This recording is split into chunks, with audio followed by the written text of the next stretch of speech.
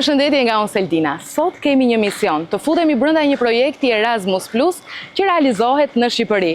Nëse keni shumë pikpyetje se si funksionon, çfarë kriteresh do të kenë pjesëmarrësit, e shumë të tjera që nga fillimi deri në fund të realizimit të një projekti të tillë, e jani me mua sot dhe do të zbulojmë gjithçka.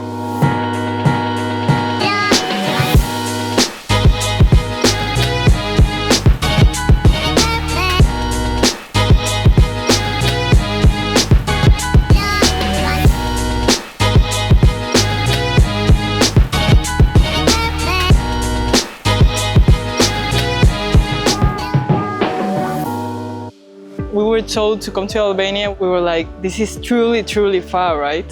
To come here, it's not as far as from home as we expected it to be. It's pretty close, actually. Thanks Albanian people for welcoming us. You're welcome anytime in Spain. Jam këtu me Anitën, e cila ka një rol shumë të veçantë në gjithë realizimin e këtij projekti. Anita, prej 2 dekadash je pjesë e projekteve Erasmus Plus. Unë duhet të di pak më shumë se si ka filluar ky projekt në tërësi, projekt i jetës tënde, e më pas për të dalë deri në detaje për këtë projekt që jemi aktualisht. Faleminderit për intervistën. Ky projekt ka nisur në fakt si ide para një viti. Po flasim për projektin specifik që jemi duke zhvilluar tani në ambientet në Durrës.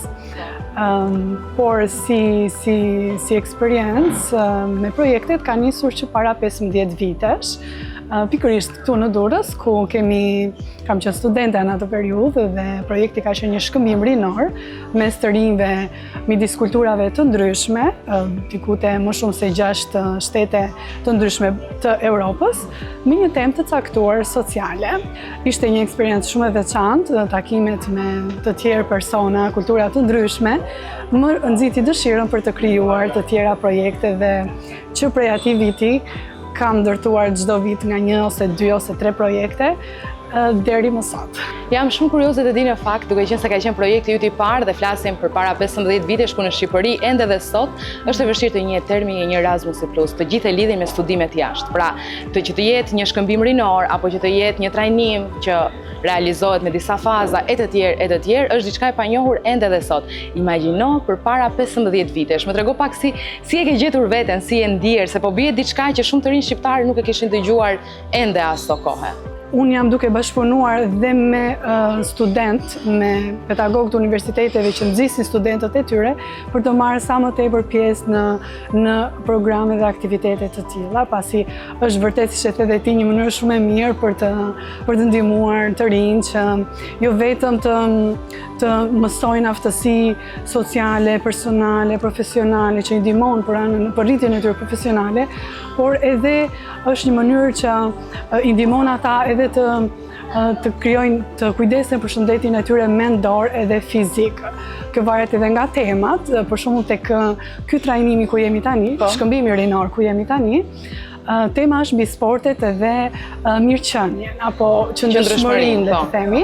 Po, dhe është një mënyrë e mirë për të shkëmbyer eksperiencat me njëri tjetrin të rinj dhe për t'i nxitur që të tregojnë më tepër kujdes për veten e tyre në anën e shëndetit mendor edhe fizik. Dhe ne gjatë kësaj jave do kemi edhe shkëmbime të tjera lokale në Tiranë dhe Elbasan me këta të rinj, të cilët këtu në një farë mënyrë janë duke u përgatitur aktivitete për të realizuar me të rinjt në Elbasan edhe në Tiranë me shumë studentë të tjerë atje, pra me idenë për të promovuar rëndësinë e sporteve, aktivitetit fizik në shëndetin mendor. Unë dua të di pak sa ka ndryshuar Anita nga viti në vit dhe sa është paragjykuar Anita për këtë profesion në thonjza, do thoja unë, që ka zgjedhur, pra për këtë rol që ajo ka marrë. Në përgjithësi, paragjykimi ndodh kur ti nuk di shumë gjëra rreth, pra nuk ke informacion rreth një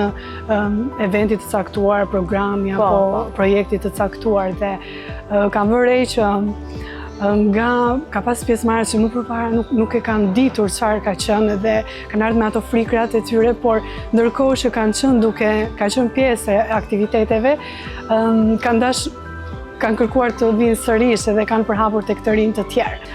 Është një proces mësimi si për organizatorët, si për ata që shkruajnë projekte, si për trajnerët vet, edhe pjesëmarrësit. Pra ne rritemi së bashku. Ke pasur takime me prindër apo të rinj që kanë bërë ndonjë pyetje që ti ende dhe sot e mban mend? Kur nuk ke qenë më përpara në një eksperiencë të tillë dhe larg vendit tënd, ka shqetësime apo pyetje që të rinjt i kanë dhe duan mbështetje. Dhe ne në fazat e projektit kemi sigurisht një fazë përgatitore ku përgatiten të rinjt dhe prindrit e tyre, sigurisht kur duan të përfshihen. Përgjithsisht na kanë ardhur të rinj që janë vullnetarë të organizatës, që e kanë pasur disi iden, por edhe ata që kanë dashur të hyjnë për herë të parë, të përfshihen në këto lloj aktivitete, ne kemi përgatitur duke ja shpjeguar se çfarë është, si është tema, çfarë do diskutohet, çfarë metodologjie do përdoret, duke në një farë mënyrë duke i qetësuar dhe siguruar. Duke informuar në detaje. Pra mund të bësh një Erasmus Plus, edhe në qoftë se nuk je duke ndjekur studimet, edhe në qoftë se ti ke thjesht dëshirë që të shkosh në një vend të ndjekësh temën ku e gjen veten, dhe në këtë mënyrë duhet të thënë, sepse unë mendoj që shumica e të rinjve sot e shohin gjithashtu përveç të trajnimit si një mënyrë për të udhëtuar. Tani unë shkurt dua një fjali që ti mendon se është bindse për çdo të ri shqiptar që ka dëshirë të marrë pjesë në një Erasmus Plus. Pse duhet ta bëj? Do thosha të rinjve të udhëtojnë sa më shumë, ta shijojnë jetën sa më shumë, ta mbushin jetën e tyre plot aventura. Ke patur komente që të kanë bërë të ndihesh keq në lidhje me rolin që ti ke, por edhe në përgjithësi me projektet Erasmus Plus? Duke mos e njohur diçka, normalisht që disa njerëz edhe mund të paragjykojnë dhe një ndër komentet mund të ketë qenë që ka qenë saktë, kush e di sa para ju mund të fitoni nga këto lloj aktivitetet ose duke nënkuptuar që mund edhe të abuzohet në pjesën e vullnetarizmit, por që të rinë duke ardhur dhe duke e parë vetë mënyrën se si funksionojnë gjërat në aktivitetet të tilla, kanë ndëruar mendim. Apo ju dërgoni një dokument paraprakisht që përmban të gjitha informacionet duke filluar që nga vendi ku do qëndrojnë, e deri tek programi që ata do kenë, e deri tek biletat, rimbursimet e gjithçka tjetër. Po, absolutisht gjithçka është e përgatitur, e planifikuar në bashkëpunim me një ekip pune, kështu që dhe përpara se të rinjt të vinë, informojmë mbi çdo detaj të mundshëm që do zhvillohet, që duhet, çdo informacion mbi akomodimin, mbi strehim, mbi gjithçka, mbi ushqimin, mbi përfshirjen e gjithçkaje, mbulimin e gjithçkaje nga projekti. Sa kohë merr një projekt? Zakonisht një vit, do thosha. Duke marrë parasysh krijimin e idesë si fillim, shkëmbehen informacionet, idetë se si mund të bëhet një projekt i tillë, a bëhet aplikimi tek donatori në Bruxelles, është qendra që shpërndan fondet për krijimin e projekteve. Pritet 2 ose 3 muaj marrja e një përgjigje nëse aprovohet apo jo projekti, dhe në momentin që aprovohet, 2 ose 3 muaj më pas, mund të zhvillohet, të implementohet projekti. Unë falenderoj shumë Anita për gjitha detajet që na ke thënë sot dhe dua të di nëse kam lejen tënde për të pyetur edhe pjesëtarët, pjesëmarrësit që kanë ardhur si nga shtetet e tjera, por edhe ata të Shqipërisë për të parë edhe pak këndvështrimin e tyre këtu. Po, jemi pritër Selina. Shumë faleminderit. Faleminderit juve. Hi Patrick. So Hello, you are Sheldina. coming for Latvia? Yes, that's true. Yeah, and I want to know how you see Albanian compared with Latvia. Oh, actually, firstly, it's very nice weather here. We are lucky because it's like October. In my country, it's like already cold and rainy and snow. But here it's like beautiful weather, as you can see. Yeah. And for me, Albania is very unique because it's very different from Latvia. There's a lot of mountains, beach, people, cuisine, like everything. How do you feel and how do you find yourself in this project? I feel good because I'm in the second part. I was in Belgium already, and here I already know each other, and I like the location, the people, and the topic as well. We are spending time outdoors, and it's perfect because I like to be active. What have you heard before coming in Albania about Albania from different people?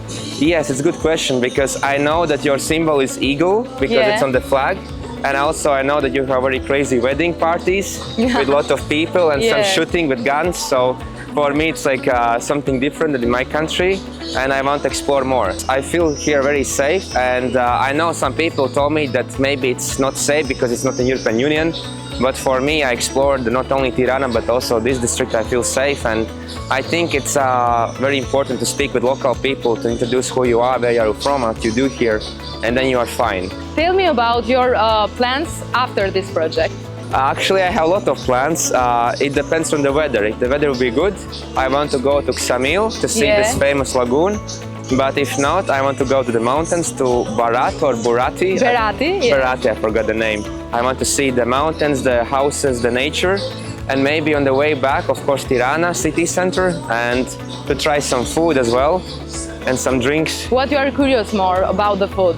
Do you have one recipe you are more curious Actually, to try? I want to know like some local food, because in the hotel we have a lot of food, but I don't know if it's like Albanian or not. And I want to try Albanian coffee, because I like the tea. It's good for the throat and for the health. But I It's also from mountain. We call it chai mali. From mountain, yes. That's why it's like very herbal. And I want to try the coffee. I'm from Latvia, Sveiki, and it's my first time in Albania. And I think I want to return here in the summer to fully enjoy the seaside as well.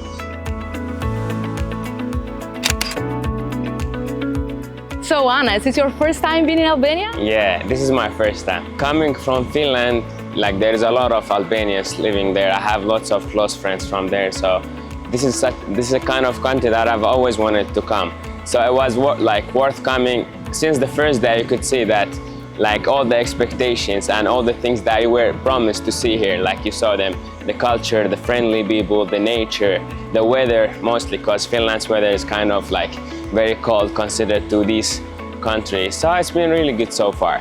What have you heard about Albania? Having roots from Iraq, you know, I think like I feel so in good chemistry and sync with the Albanians. You know, they are very hot-blooded, they are very social, and like this kind of people that I really hang out with. So Albania has been a place that have been on my list to visit. So far, like everything that I was told I'm gonna see, I saw it already. I could do Faleminderit, of course. Faleminderit, yes.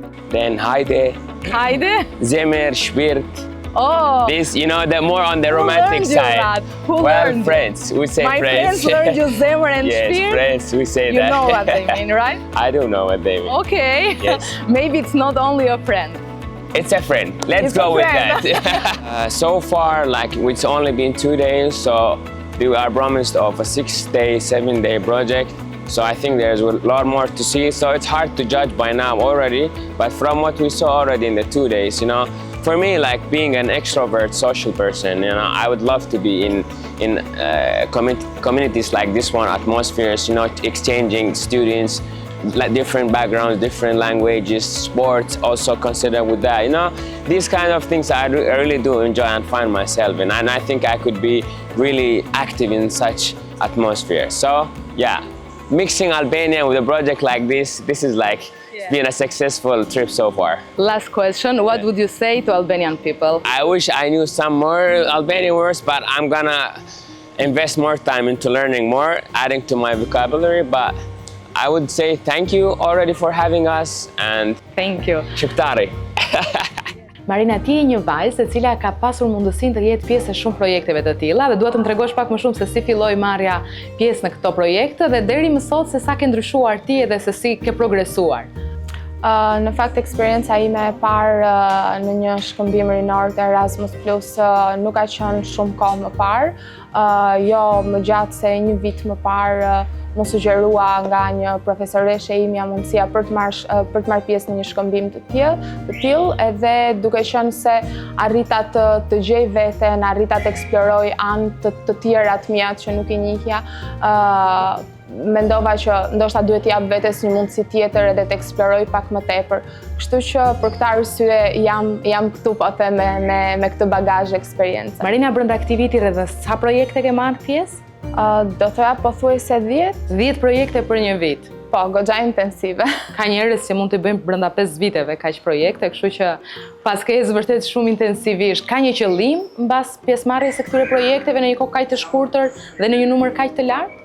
Po, mund të them se ishte një lloj mënyre e të rënurit në dashuri me mënyrën se si eksplorohet edukimi informal dhe jo formal, gjë që më nxiti përveç se të marr pjesë dhe të përpiqem të jem sa më e përfshirë në këto projekte, gjithashtu më ka ngacmuar që nga eksperienca ime, nga ato që shoh dhe që bëj, ato që përjetojnë të rinj, sidomos në komunitetin tonë, në vendin tonë, në nivel lokal dhe kombëtar, të zhvilloj në ide cilat mund të kenë një vizion pak më afatgjatë për përmirësimin dhe për zhvillimin e të rinjve shqiptar. Pra nga një pjesëmarrësi doj që nesër apo në një të ardhme të afërt të jesh një organizatore e një projekti apo jo? Patjetër, kjo do ishte ideale, mund të them me shumë përullje, por njëkohësisht edhe krenari që kam pas mundësinë të bashkëpunoj me njerëz të jashtëzakonshëm deri tani në pjesë të shkrimit të projekteve, të menaxhimit të disa pjesëve, dhe kështu që mendoj që deri diku jam duke ndërtuar një rrugë interesante drejt krijimit të diçkaje më inovative për rinin shqiptare. Unë dua një mesazh nga ty për rinin shqiptare pse duhet marrin pjesë në këto projekte dhe duke ju a thënë si një shoqe e tyre pse duhet të shkojnë në një Erasmus+. Ka shumë gjëra që do doja, shumë mesazhe që do doja të përcjellja në fakt, por do e mbaj shumë shkurt. Thelbi është që Erasmus nuk është thjesht një shkëmbim rinor, nuk është thjesht një eksperiencë që ndodh këtu dhe mbyllet këtu, por është një derë që të hap shumë porta në jetë, mënyra se si ti mund të zhvillosh aftësitë e tua të leadershipit, aftësi të komunikimit të ndërkulturor, mënyra se si ti mundesh të zhvillosh ato potencial që ndoshta nuk je i vetëdijshëm se e ke. Kështu që është një mënyrë e arzakonshme për të zbuluar më tepër për veten, do të thoja, dhe është diçka që çdo i ri shqiptar duhet ta provojë të paktën një herë. Olsi është një shqiptar i cili e ka ndërtuar jetën e tij para shumë vitesh në Finland, ku edhe jeton sot, por ky projekti që jemi tani e ka bërë të rikthehet në Shqipëri edhe pse për një javë. Olsi, të falenderoj shumë për bisedën që ne do kemi së bashku dhe dua të më tregosh pak duke filluar dhe duke patur një rikthim përpara 19 viteve, ku ka qenë momenti që të ka bërë të largohesh nga Shqipëria dhe të kesh jetën tënde në Finland. Unë jam larguar nga Shqipëria në 2002, para 23 vitesh, në Itali, pasi mbarova shkollën e lartë në Tiranë, nuk shifja një mundësi, një oportunitet dhe unë nisa për në Itali. Nuk pe të ardhme në Shqipëri? S'pash. Unë më mbarova mësues për skulpture, nuk më thanë po grades do presë një vit, aty është po mësues. E the që nuk ishte një opsion. Nuk ishte, thash, ose ishte dhe diçka, se ne kemi qenë, unë jam i kohës lindur në vitet e komunizmit, me 3 vjetë, edhe ishte një kështu për përpaqë botë, për dalë që nga Shqipëria, dhe isha dhe kurios, 2 gjëra bashkë, edhe s'pash mundësi, por isha dhe kurios të dila jashtë. Më trego pak, se e di që fshihet një histori e bukur, nga Italia në Finland. Fshihet, nga Italia, pas 4 vitesh në Itali, kishte ardhur momenti që desha të nga Italia. O do kisha në Shqipëri, o do lëvizja dhe u do shkoj me një vajzë finlandeze, tash ta provoj të shkoj në Finlandë si është. Pra dashuria të çojë në Finland, ku ke 19 vite. Mirë, po shkëputja jote për të jetuar në Finland ka ndikuar tek marrëdhënia me Shqipërinë? Jo, unë nuk e di. Nuk është se jam një patriot, po ndjem shumë për Shqipërisë. Ndërkohë se shikoj televizorin shqiptar që të kohës, jam ndjek lajme, nuk e di. Kur vjen në Shqipëri ndjem ndryshe, ndjem vetvetja. Domethënë jetoj në Finland, kam marrë disa gjëra nga Finlanda, por jam goxha shqiptar në mendsi. Zemrën e ke lënë ende këtu. Komplet, gjithkohës. Çfarë do doje të kishte ndryshuar nga Shqipëria që ti ke lënë dhe e gjen ende edhe sot? Një gjë që ka qenë gjithmonë dhe nuk e di kjo nuk do të mania për kjo që njerëzit gjithmonë mundohen të gjejnë diçka negative, se vërtet ka shumë gjëra për të rregulluar. Por harrojmë që ka dhe gjëra të bukura, kupton? Harrojmë që ka një ushqim të mrekullueshëm, një klimë, njerëzit janë të qeshur. Lloj terroristë, njerëzit janë të qeshur, po janë falsë, nuk e di. Njerëzit janë më mikpritës, ka disa gjëra që të mungojnë në botën perëndimore. Dhe kjo e di që janë dashur me njerëzit, kjo të mungon atë shumë. Po për të rinjt, duke qenë se ti punon me të rinj, dua të më tregosh pak si i krahason të rinjt e Finlandës me të rinjt e Shqipërisë. Sa kam një të rinj time. Kam bërë një krahasim të dyqanit të rinj në Shqipëri, brezit tim, jo të brezit ai, s'kam kohë ka janë larguar, brezit tim i rinj në Shqipëri dhe brezi finlandez, dhe me brezit i ri tash në këtë kohë. Në kohën tonë të paktën, ne kemi patur një shoqëri pa sistem, nuk ka patur as sistem shoqëror, as ndihmë nga shteti, as diçka, ka qenë një kaos vërtet, i korruptuar të gjitha. Por kështë një gjë që ka qenë e veçantë, ka patur një sistem, sistem mbrojtje brenda shoqërisë. Ti kur rritesh në Shqipëri ose rritesh atë nuk e di si është tani, fëmijët ose të rinjt kanë patur një rrjet shumë të ngushtë me njerëz që i rinë në kokë, domethënë familja, komshinjt, fisi, gjithë në ti kur je i ri, ke një network që është fantastik. Domethënë, bën një gabim ose bën diçka që thuhet vert, të gabim nga veshi, të ngren lart, ku do të jesh. E kundërta në Finlandë, brezi i ri është nga sistemi më sociale në botë, është nga më të mirët, po sistem perfekt nuk ka. Brezi i ri finlandez rritet me idenë që kemi një sistem që do ta ndjekësh, dhe ndërkohë që sistemi s'është për të gjithë njerëzit janë ndryshëm, hyn në depresion ose hyn ndjen jashtë shoqërisë. Domethënë, duhet një kombinim i modelit shqiptar me një network me njerëz rreth teje dhe një model finlandez me sistem të mirë shoqëror. Shqiptarët që kanë shkuar gjithë jashtë kanë një aftësi të jashtëzakonshme për të krijuar një network, një rrjet shoqëror të jashtëzakonshëm. Dhe kjo na ka mbajtur në këmbë.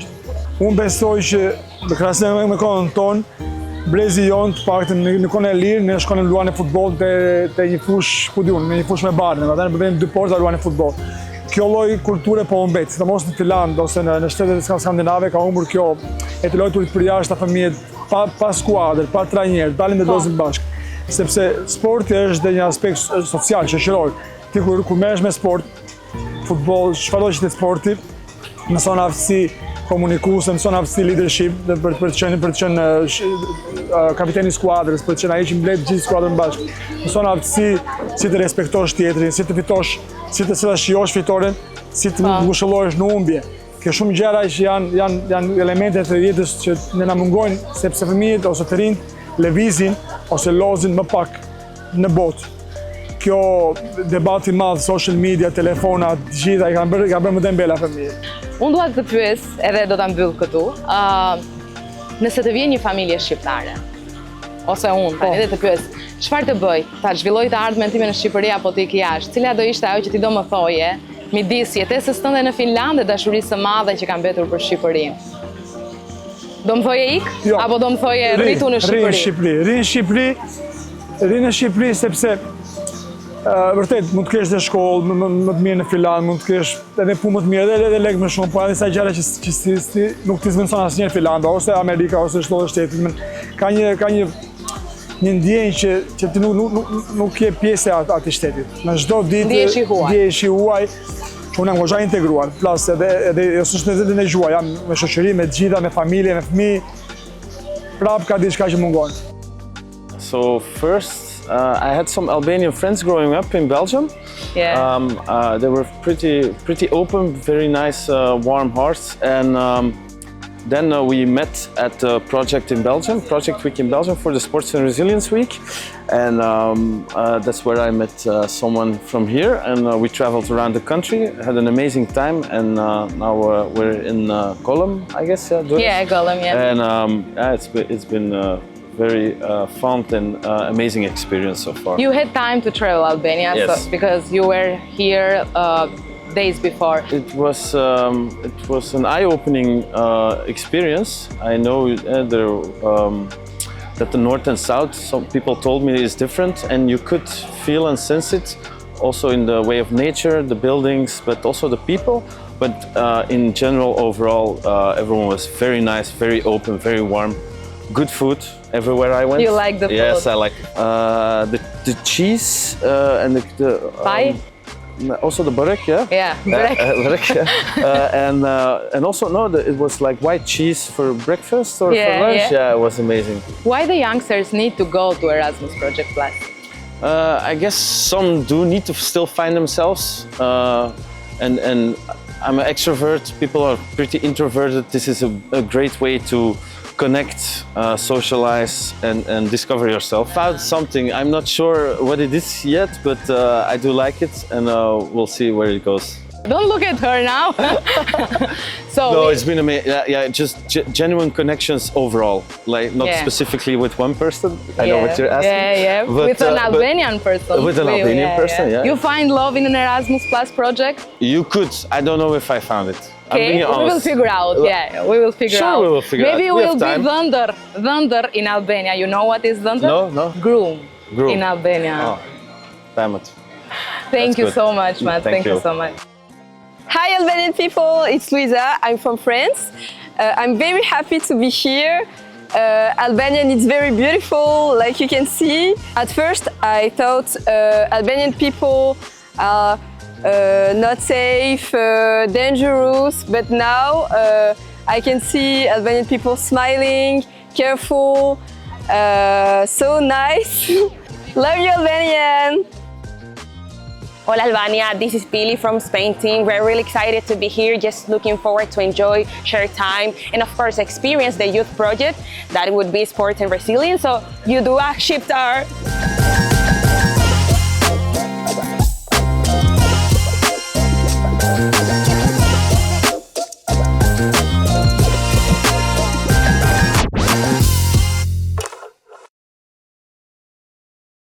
Mos harroni të bëni subscribe në kanalin ton për video të tjera si kjo dhe aktivizoni notification që mos të humbisni asnjë nga videot e përditshme.